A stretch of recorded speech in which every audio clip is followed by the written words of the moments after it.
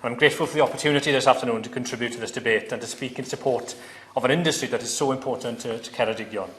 Taken together, hospitality businesses such as restaurants, cafes, pubs, bars and the event catering industry employ around 4,500 people in my constituency, equating to over 16% of all employees.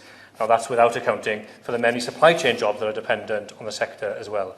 Now, for them, measures such as the furlough scheme have proved invaluable, with over 7,500 workers in Ceredigion supported by it in the early months of the pandemic alone. And the VAT reduction and business rates holiday were also both warmly welcome. There can be no denying that these interventions offer the sector lifelines as the pandemic hit, and the Chancellor was right to bring forward support measures such as the furlough and the self-employed income support schemes, even though they required extraordinary public expenditure. However, I do believe there are strong arguments in favour of continuing with this level of intervention for some time yet.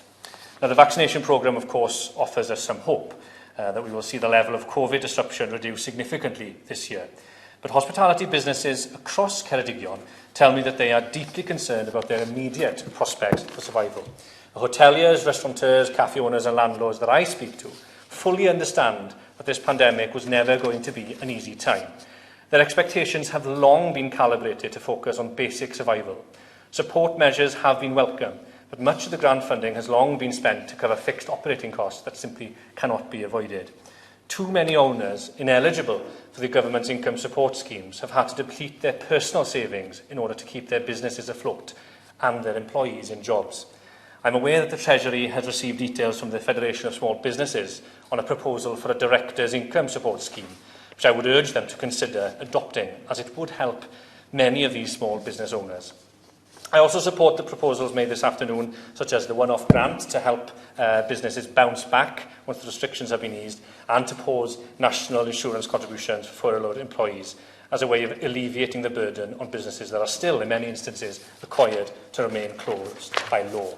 And in order to inject some much-needed confidence in the sector, I would also urge the Treasury to consider extending the business rates holiday for the forthcoming financial year, as well as extending the hospitality reduction scheme into 2022.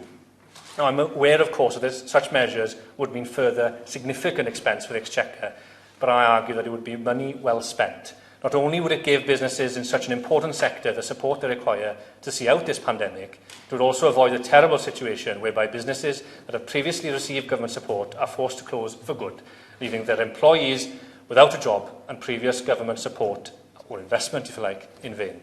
In other words, don't spoil the ship for hipper for the tar.